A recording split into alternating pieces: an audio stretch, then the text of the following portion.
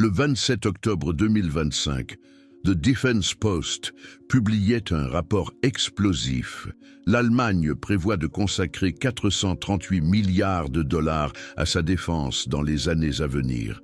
Rheinmetall, le géant allemand de l'armement, pourrait reprendre des usines Volkswagen pour produire des chars.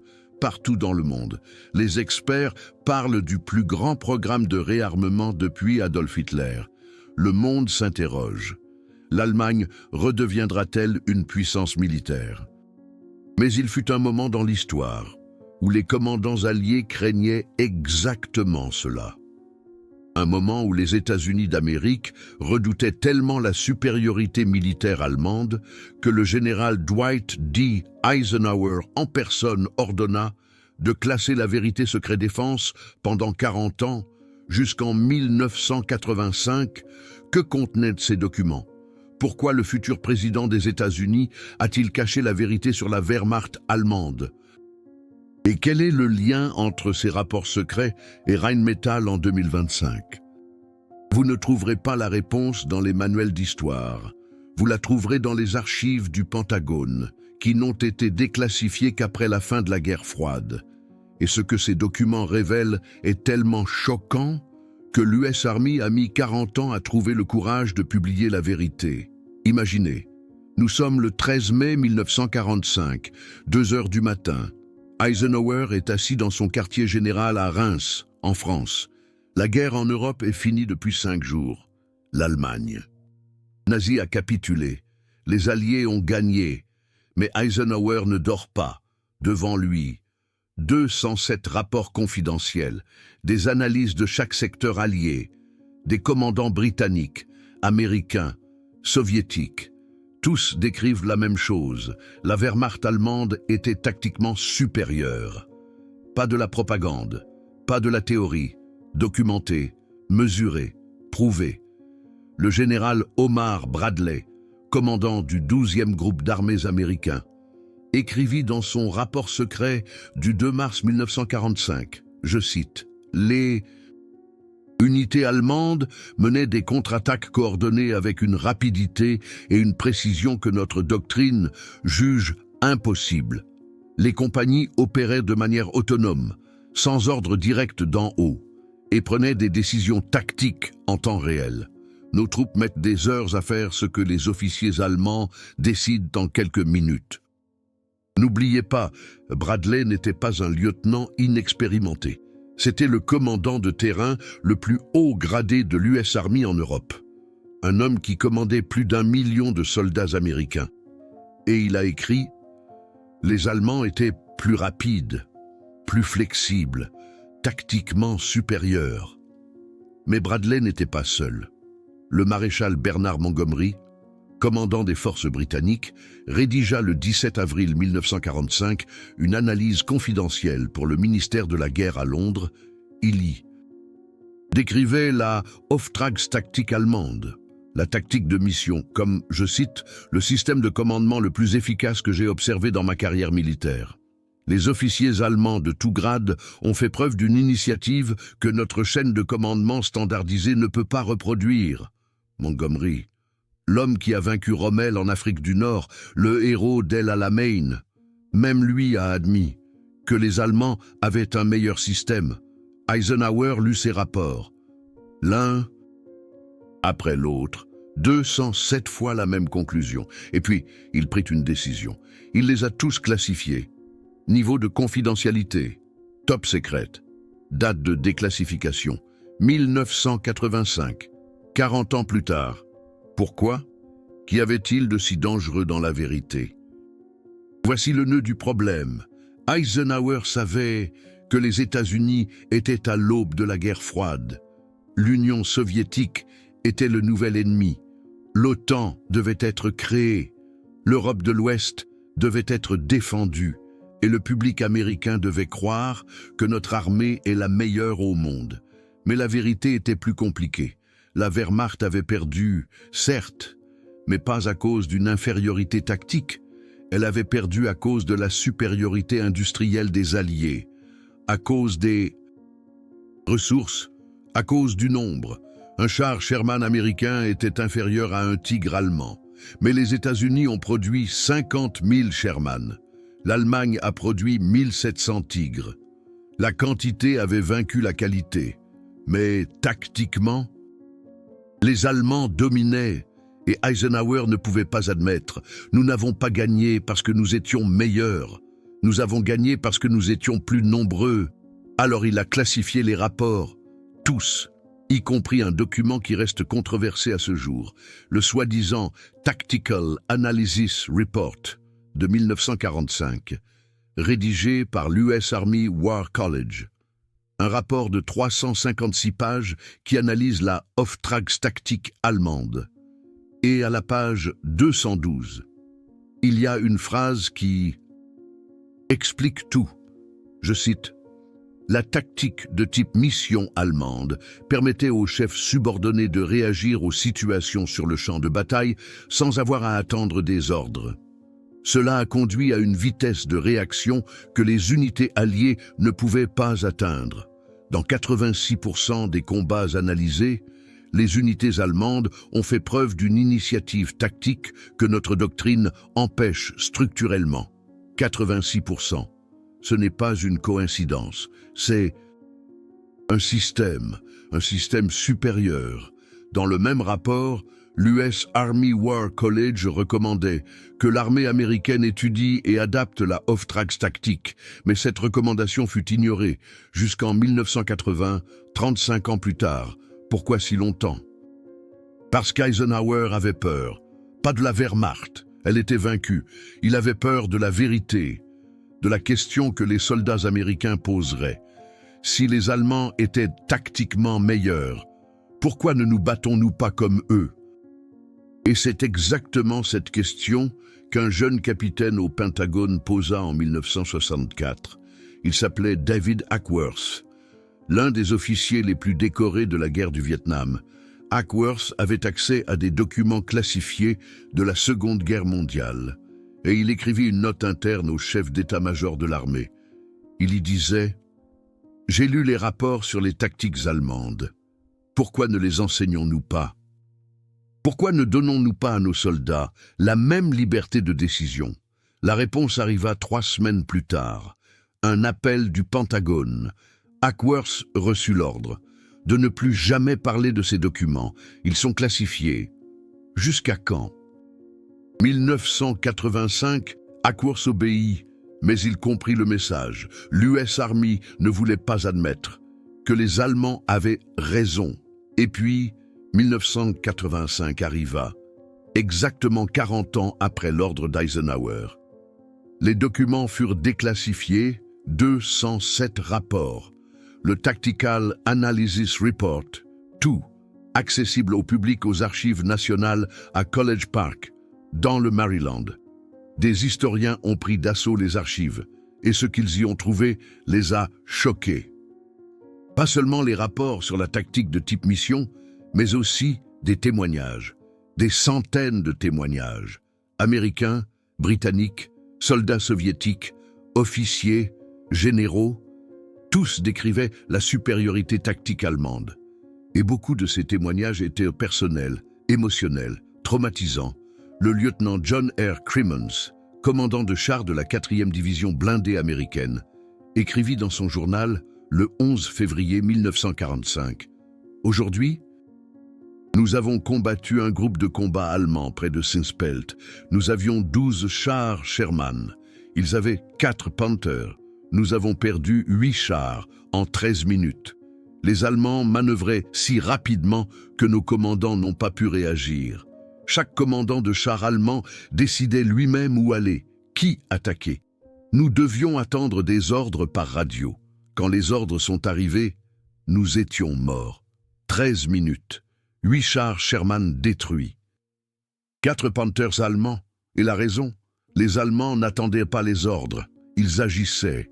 Un autre rapport. Le capitaine William K. Harrison, compagnie d'infanterie de la 29e division américaine. Le 20 janvier 1945, sa compagnie combattait des parachutistes allemands près d'Oberhofen, en Alsace. Harrison écrivit dans son After Action Report officiel. Je cite, Le lieutenant ennemi a mené une contre-attaque sans coordination visible avec les unités supérieures. Ces sections se déplaçaient indépendamment, contournant nos flancs et attaquant simultanément de 3 directions. Nous avons mis 32 minutes pour demander et obtenir l'approbation des renforts. Pendant ce temps, le lieutenant allemand avait déjà percé notre flanc gauche et s'était retiré avant que nous puissions réagir. Relisez ça. Un lieutenant allemand. Pas un général, un lieutenant.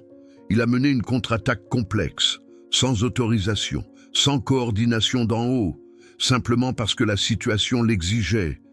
Et les Américains, ils ont dû attendre 32 minutes pour demander des renforts. C'est la différence. C'est la off-tracks tactique, la tactique de type mission. Les chefs subordonnés prennent des décisions, immédiatement, sur la base de la mission, pas des ordres. Et l'armée américaine, elle opérait selon un système de commandement centralisé. Chaque décision devait passer par la chaîne de commandement, du soldat au sous-officier, du sous-officier au lieutenant, du lieutenant au capitaine, du capitaine au commandant de bataillon, et ainsi de suite, jusqu'à ce qu'un général de brigade prenne la décision. Cela prenait des minutes, parfois des heures, et sur le champ de bataille, les minutes décident de la vie et de la mort. Les Allemands le savaient depuis le 19e siècle. Des réformateurs militaires prussiens, comme Helmut von Moltke, ont développé la tactique de type mission après les guerres napoléoniennes. L'idée était simple. Donnez à vos officiers une mission, pas un ordre détaillé, une mission, et laissez-les décider comment accomplir cette mission. Cette doctrine a fonctionné en 1870 contre la France, en 1914 pendant la Première Guerre mondiale, en 1939 en Pologne, en 1940 en France et en 1941 en Union soviétique. À chaque fois, les unités allemandes dominaient tactiquement. Et les Alliés, ils l'ont analysé, ils l'ont documenté, mais ils ne l'ont pas adapté. Jusqu'en 1980, lorsque l'US Army a enfin lu les rapports qu'Eisenhower avait classifiés et a introduit le concept de Mission Command, une version américaine de la tactique de type mission. Mais voici l'ironie. En 2025, aujourd'hui même, le monde discute du programme de réarmement massif de l'Allemagne. 438 milliards de dollars. Rheinmetall rachète des usines. La production de chars augmente et les médias demandent: l'Allemagne est-elle de nouveau une menace? La réponse se trouve dans les documents qu'Eisenhower a cachés. L'Allemagne n'a jamais été une menace à cause de sa taille. Elle était une menace à cause de son efficacité, à cause de sa tactique. À cause de sa tactique de type mission. Et c'est précisément ce qui rend les documents déclassifiés si explosifs. Ils ne montrent pas seulement que la Wehrmacht était tactiquement supérieure. Ils montrent aussi pourquoi Eisenhower a mis 40 ans à l'admettre. Mais il y a autre chose, quelque chose qui est caché dans les rapports, quelque chose que même les historiens n'ont découvert que dans les années 1990. Un détail qui change tout. Le 7 juillet 1945. 2 mois après la capitulation allemande, Eisenhower a tenu une conférence secrète au Pentagone. 12 généraux étaient présents, y compris Bradley, Patton et le chef d'état-major George C. Marshall. Le procès-verbal de cette conférence n'a été déclassifié qu'en 1997, 52 ans après la réunion. Et à la page 7 du procès-verbal, il y a quelque chose d'incroyable. Le général George S. Patton, commandant de la 3e armée américaine, a déclaré littéralement: « Nous ne nous sommes pas battus contre la meilleure armée du monde. Nous nous sommes battus contre l'armée la mieux dirigée du monde. Leurs officiers pensent, nos officiers obéissent. Cela doit changer, sinon nous perdrons la prochaine guerre. » Patton, le général le plus agressif, le plus controversé de l'US Army, l'homme qui disait vouloir attaquer l'Union soviétique, même lui a admis: les Allemands étaient mieux dirigés. Selon le procès-verbal, Eisenhower a réagi immédiatement. Il s'est levé et est allé à la fenêtre, a regardé dehors en silence pendant 2 minutes, puis il a dit « Ce que le général Patton vient de dire ne quitte jamais cette pièce. Jamais. Compris ?» Les 12 généraux ont tous acquiescé, et le procès-verbal se termine par une note manuscrite d'Eisenhower, classée, top secret, déclassification dans 40 ans. 40 ans. Eisenhower savait... Cette vérité allait déstabiliser l'armée américaine, détruire le moral, choquer le public, alors il l'a enterré. Mais voici la question. Qu'est-ce qui rendait la direction allemande si supérieure? Quel était le secret? La réponse se trouve dans un autre document, un rapport que les officiers de l'US Army ont rédigé en 1944, alors qu'ils interrogeaient des prisonniers allemands. Le titre « Captured Enemy Document Analysis, German Officer Training Methods ». 129 pages, classifiées jusqu'en 1985. Ce rapport analyse la manière dont la Wehrmacht formait les officiers, et les différences avec la formation américaine sont choquantes. Les aspirants officiers allemands passaient 20% de leur temps de formation en cours théorique, les 80% restants, exercices pratiques, entraînement à la prise de décision, batailles simulées, dans lesquelles les lieutenants et les capitaines devaient prendre des décisions tactiques de manière autonome, sans supervision, sans autorisation. Les aspirants officiers américains, 60% de théorie, 40% de pratique. Et pendant la pratique, surveillance constante, chaque décision devait être approuvée par un instructeur. Le résultat, les officiers allemands apprenaient à penser par eux-mêmes. Les officiers américains apprenaient à obéir aux ordres.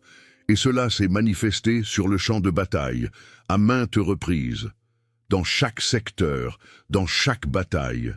Prenons l'exemple de la bataille des Ardennes, décembre 1944, la dernière grande offensive allemande à l'ouest. Les forces armées allemandes, Wehrmacht, ont attaqué avec 300 000 soldats. Les Américains avaient 500 000 soldats dans la région. Supériorité numérique écrasante, mais durant les 3 premiers jours, les Allemands ont percé les lignes américaines en 27 endroits. Ils ont conquis plus de 1200 km² de territoire. Ils ont fait 20 000 prisonniers américains. Comment? Grâce à la tactique de type mission type tactique, les commandants de bataillons allemands identifiaient les points faibles de la défense américaine et attaquaient sans attendre les ordres d'en haut. Sans autorisation, ils voyaient une occasion, ils agissaient. Les Américains, ils devaient demander des renforts, obtenir une autorisation, coordonner. Cela prenait des heures. Et pendant ce temps, les Allemands étaient déjà à 10 km, plus loin. Le général de division Troy H. Middleton, commandant du 8e corps américain pendant la bataille des Ardennes, a écrit dans son rapport de bataille du 22 décembre 1944 « Les commandants ennemis font preuve d'une agressivité et d'une vitesse de décision qui mettent à rude épreuve notre défense. Ils exploitent immédiatement chaque opportunité tactique, tandis que nos unités doivent attendre des ordres. » Et ensuite, Middleton a ajouté quelque chose qui est resté classifié pendant des décennies. Je recommande vivement que l'US Army étudie et adapte la doctrine de commandement allemande. Notre doctrine actuelle est structurellement inférieure. Structurellement inférieure. Un général de division américain en pleine guerre admettait « le système allemand est meilleur ». Cette recommandation a été ignorée.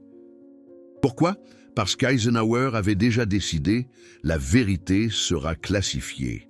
Mais les témoignages n'ont pas cessé. De plus en plus d'officiers ont écrit des rapports. De plus en plus d'analyses sont parvenues à la même conclusion. Et tous ont fini dans le coffre-fort d'Eisenhower, classifié, top secret, pendant 40 ans. L'un de ces rapports provenait du lieutenant-colonel Harold Cohen, un officier du renseignement de la première armée américaine. Entre mars et mai 1945, Cohen a interrogé plus de 200 officiers allemands, du lieutenant au général de division, et il leur a tous posé la même question. Comment preniez-vous des décisions tactiques au combat? Les réponses étaient étonnamment uniformes. Plus de 80% des officiers allemands ont dit la même chose. J'ai reçu une mission. J'ai analysé la situation. J'ai décidé moi-même comment remplir la mission. J'ai informé mon supérieur après la décision, pas avant. Cohen a écrit dans son rapport, « Ces officiers opèrent selon un principe qui contredit fondamentalement notre doctrine. Ils n'attendent pas les ordres. Ils anticipent ce que leurs supérieurs veulent et agissent de manière proactive. Cela explique leur vitesse de réaction supérieure. » Et ensuite, Cohen a ajouté une observation qui a tellement inquiété Eisenhower qu'il a personnellement marqué le rapport d'un tampon rouge, classifié 40 ans. Cohen a écrit « Plusieurs capitaines et majors allemands m'ont déclaré qu'ils considéraient les officiers américains comme compétents, mais limités sur le plan doctrinal. » Citation d'un major allemand. « Les officiers américains sont bien formés, mais ils n'ont pas le droit de penser. Ils doivent attendre les ordres. » Cela les rend prévisibles. Prévisibles. Les Allemands savaient. Les unités américaines réagissent selon un modèle. Attaque, défense, retraite. Tout suivait la doctrine. Et la doctrine est prévisible. Les unités allemandes, elles improvisaient constamment. Un commandant de char voyait une occasion, prenait le flanc, attaquait. Un lieutenant d'infanterie remarquait une faiblesse, infiltrait, prenait une colline, sans ordre, sans autorisation. Simplement parce que la mission l'exigeait. C'est la tactique de type mission, mission type tactique. Et c'est ce qu'Eisenhower a caché pendant 40 ans. La vérité que les forces armées allemandes, Wehrmacht, n'étaient pas dangereuses en raison de leur taille, mais en raison de leur mentalité. Et aujourd'hui, en 2025, le monde discute de la même question. L'Allemagne est-elle à nouveau une menace? 438 milliards de dollars pour la défense. Rheinmetall rachète des usines. La production de chars augmente. Mais la vraie question n'est pas combien de chars l'Allemagne produit-elle? La vraie question est comment les officiers allemands pensent-ils? Parce que l'histoire le montre, la quantité gagne les guerres. Mais la qualité décide des batailles. Et la supériorité tactique, elle décide de toutes. Eisenhower le savait. C'est pourquoi il a classifié les rapports. C'est pourquoi il a attendu 40 ans. C'est pourquoi il a caché la vérité.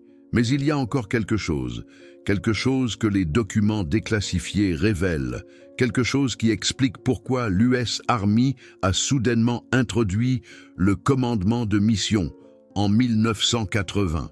Pourquoi l'armée américaine, 35 ans après la Seconde Guerre mondiale, voulait soudainement se battre comme les forces armées allemandes, Wehrmacht? La réponse se trouve dans une guerre. Une guerre qui a rendu la classification d'Eisenhower superflue. Une guerre qui a prouvé les tactiques allemandes fonctionnent, même sans les Allemands. Cette guerre a eu lieu en 1973 et elle a tout changé. Mais que s'est-il passé exactement? Et pourquoi a-t-elle forcé l'US Army à accepter le secret d'Eisenhower? La réponse se trouve dans la guerre du Kippour. 6 octobre 1973, l'Égypte et la Syrie ont attaqué Israël. Deux fronts simultanément. Les armées arabes avaient du matériel soviétique, une doctrine soviétique, des conseillers soviétiques. Elles étaient numériquement supérieures. 3000 chars contre 700 chars israéliens. Plus de 1000 avions contre 300 avions israéliens. L'Union soviétique avait bien formé ses alliés. Commandement centralisé. Ordre détaillé. Coordination stricte. La doctrine soviétique était très similaire à l'américaine. Tout devait passer par la chaîne de commandement. Israël. Israël avait un système différent. Un système que des officiers allemands avaient secrètement apporté en Israël après la Seconde Guerre mondiale. La tactique de type mission, mission type tactique. Le commandement de mission, la direction décentralisée, Les forces de défense israéliennes entraînaient leurs officiers selon le même principe que celui utilisé par les forces armées allemandes, Wehrmacht, donner une mission. Laisser l'officier décider de la manière de la remplir, faire confiance à ses décisions, et pendant la guerre du Kippour, cela s'est manifesté de manière dramatique. Au cours des premières 24 heures, la situation s'est avérée difficile pour Israël. Les troupes égyptiennes ont traversé le canal de Suez. Les chars syriens ont pris d'assaut les hauteurs du Golan. Israël semblait au bord de la défaite. Mais, alors, quelque chose d'incroyable s'est produit. Des commandants de chars israéliens, des commandants de bataillons, même des chefs de compagnie, ont commencé à agir de manière indépendante. Ils ont vu des faiblesses dans les lignes arabes. Ils ont attaqué, sans attendre d'ordre, sans autorisation de la hiérarchie. Un exemple, le lieutenant-colonel Avigdor Kahalani, commandant du 77e bataillon de chars sur les hauteurs du Golan, le 7 octobre 1973. Le deuxième jour de la guerre, son bataillon faisait face à 500 chars syriens. Il en avait 27, numériquement, une infériorité désespérée. Kahalani a reçu l'ordre « Défendez la ligne ». Rien de plus. Mais Kahalani a vu une opportunité. Les chars syriens avançaient en formation serrée, prévisible, selon la doctrine soviétique. Alors, Kahalani a décidé lui-même. Il a divisé son bataillon en 3 groupes indépendants. Chaque groupe a manœuvré de manière autonome. Ils ont flanqué, ils ont attaqué sous des angles inattendus. Ils se sont retirés, ont de nouveau attaqué, improvisant constamment. Le résultat, les 27 chars de Kahalani ont détruit plus de 200 chars syriens en 3 jours, sans coordination centrale, sans ordre détaillé, seulement avec une mission, défendre la ligne. Et Kahalani a décidé lui-même comment les Syriens étaient choqués. Leur doctrine soviétique ne fonctionnait pas. Leur commandant devait attendre les ordres de Damas. Cela prenait des heures. Et pendant ce temps, les Israéliens avaient déjà manœuvré, attaqué, se étaient retirés. La même histoire s'est répétée sur le front égyptien. Les commandants israéliens ont opéré de manière autonome. Ils ont improvisé. Ils ont saisi instantanément chaque opportunité tactique. Le 15 octobre 1973, le général Ariel Sharon a mené une division blindée à travers le canal de Suez. Il a reçu la mission, percer les lignes égyptiennes. Mais comment? Sharon a décidé cela lui-même. Il a identifié une lacune entre 2 armées égyptiennes et a attaqué exactement là. Sans attendre d'ordre détaillé, Sharon a traversé le canal avec sa division, a contourné les principales forces égyptiennes et a coupé leurs lignes de ravitaillement. Les Égyptiens ont dû capituler. La même tactique que les forces armées allemandes, Wehrmacht, avaient utilisée en France en 1940, identifier une faiblesse, attaquer, manœuvrer, contourner l'ennemi, couper les lignes de ravitaillement, tactique de type mission, mission type tactique, commandement de mission, mission commande, direction décentralisée, et l'US Army a tout observé. Les analystes du Pentagone ont étudié intensément la guerre du Kippour. Ils ont vu une petite armée avec une direction décentralisée avait vaincu 2 armées plus grandes, avec une direction centralisée. Un rapport du Pentagone de mars 1974 a analysé la guerre, et la conclusion était choquante. La doctrine israélienne est basée sur des principes qui correspondent aux forces armées allemandes, Wehrmacht. Commandement de mission, mission-commande, décision décentralisée, initiative tactique à tous les niveaux. Cette doctrine s'est avérée supérieure à la direction centralisée soviétique et donc indirectement américaine. Le Pentagone ne pouvait plus l'ignorer. Les Allemands avaient raison. Les rapports classifiés d'Eisenhower avaient raison. La tactique de type mission, mission type tactique, fonctionnait.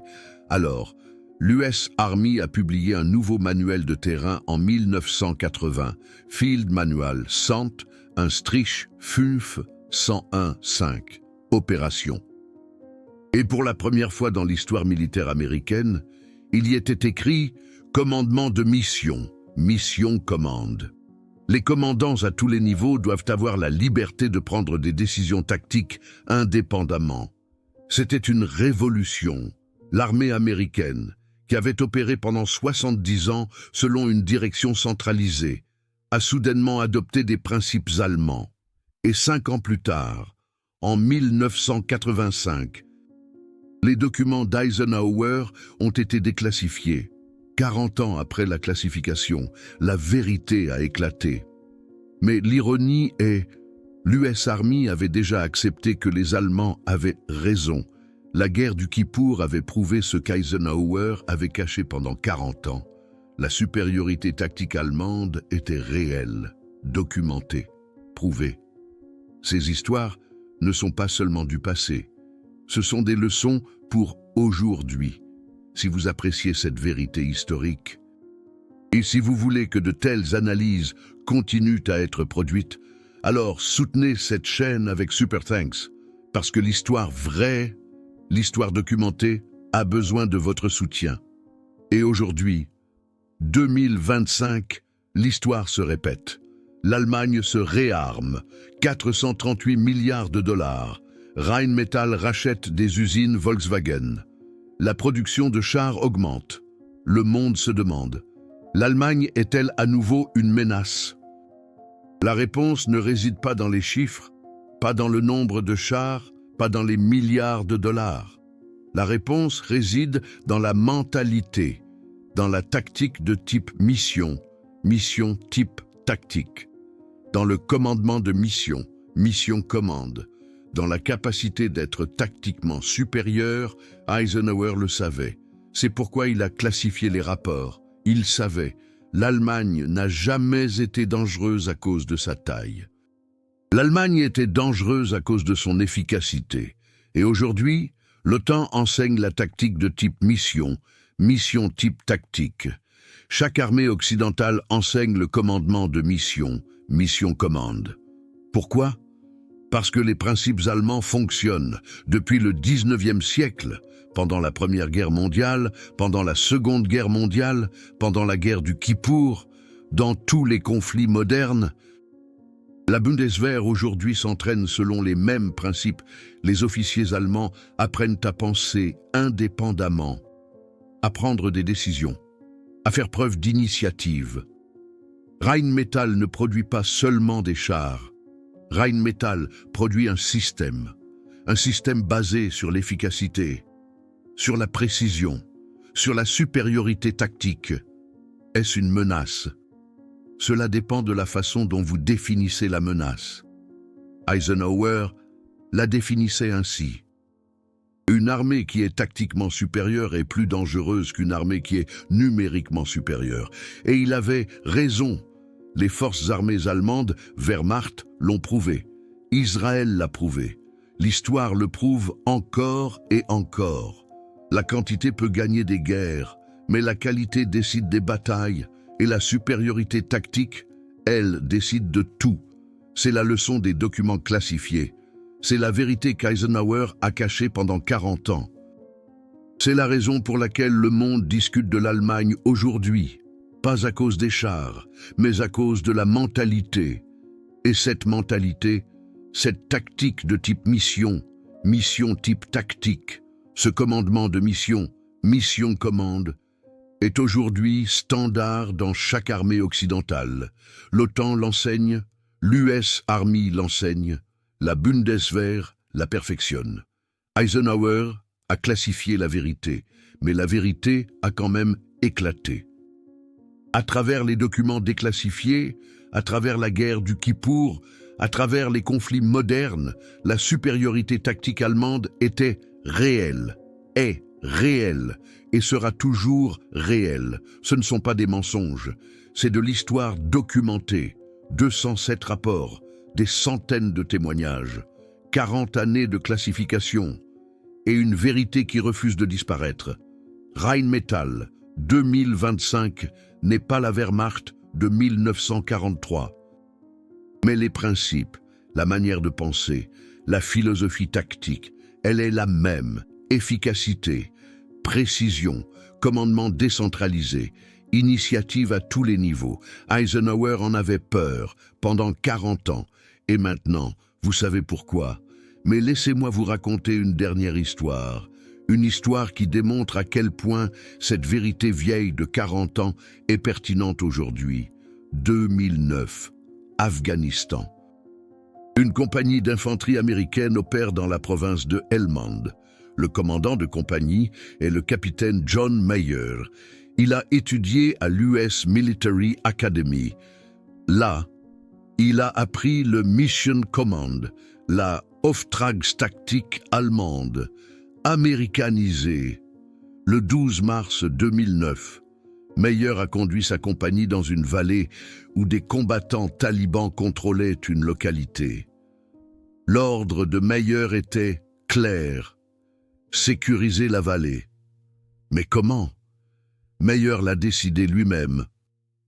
Il a divisé sa compagnie en 4 sections indépendantes.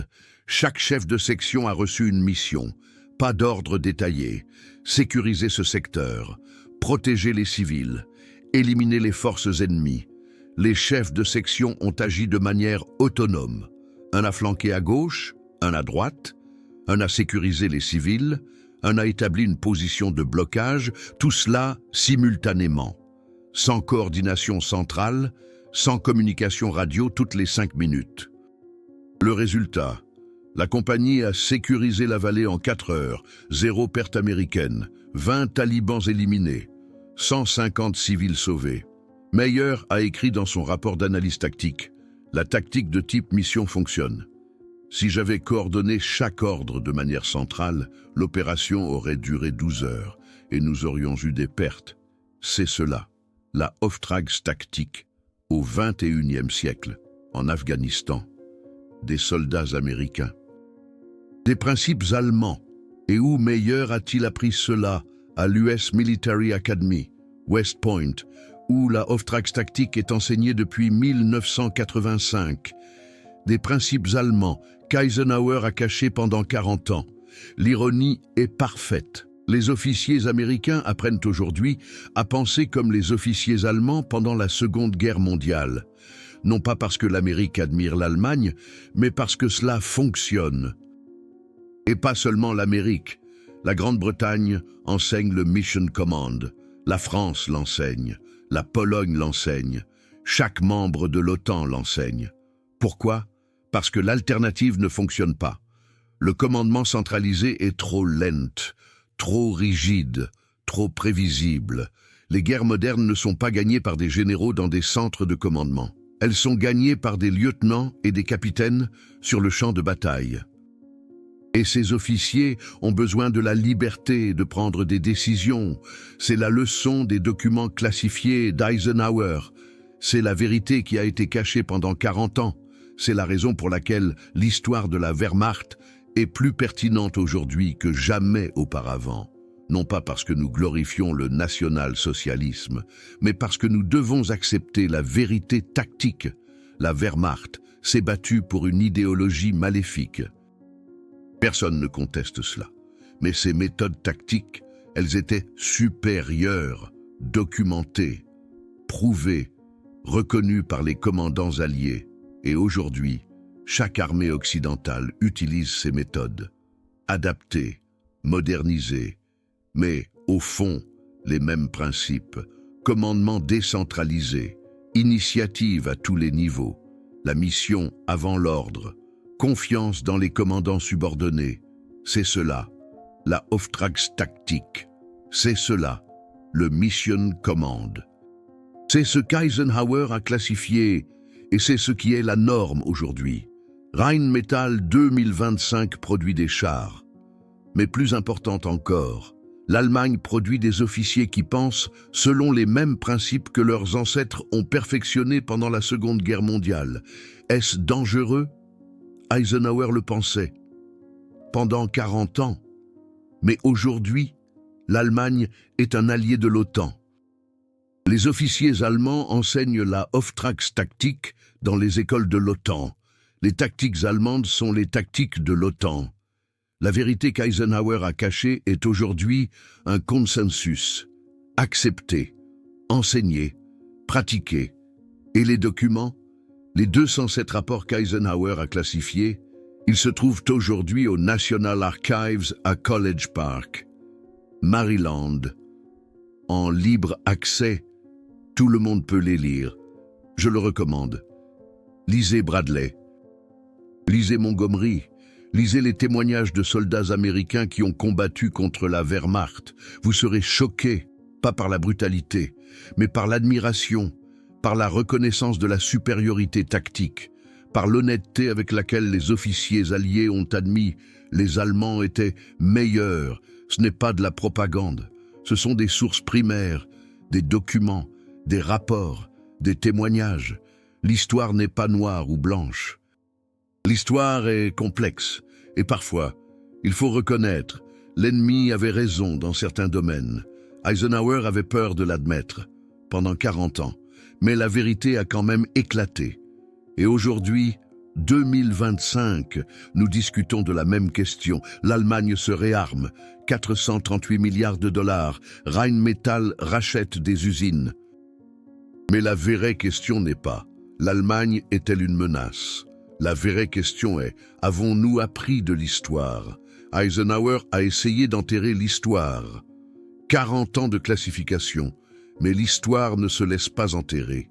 Elle finit toujours par éclater, par des documents déclassifiés, par des guerres comme la guerre du Kippour, par des conflits modernes en Afghanistan et en Irak, par le fait que chaque armée occidentale se bat aujourd'hui selon des principes allemands. La Wehrmacht appartient à l'histoire, mais ses principes tactiques perdurent. Dans chaque armée de l'OTAN, dans chaque académie militaire, dans chaque manuel de campagne, c'est la vérité qu'Eisenhower a classifiée, c'est la vérité qui a été cachée pendant 40 ans, c'est la vérité que tout le monde devrait connaître aujourd'hui. L'Allemagne n'a jamais été dangereuse en raison de sa taille. L'Allemagne était dangereuse en raison de sa façon de penser. Et cette façon de penser est la norme aujourd'hui. Rheinmetall 2025 n'est pas la Wehrmacht de 1943. L'idéologie est différente. L'alliance est différente. Le monde est différent. Mais les principes tactiques, ils sont les mêmes. Efficacité, précision, commandement décentralisé, initiative. Eisenhower en avait peur, Bradley en avait peur, Montgomery en avait peur, chaque général allié en avait peur. Mais aujourd'hui, nous l'enseignons. Aujourd'hui, nous le pratiquons.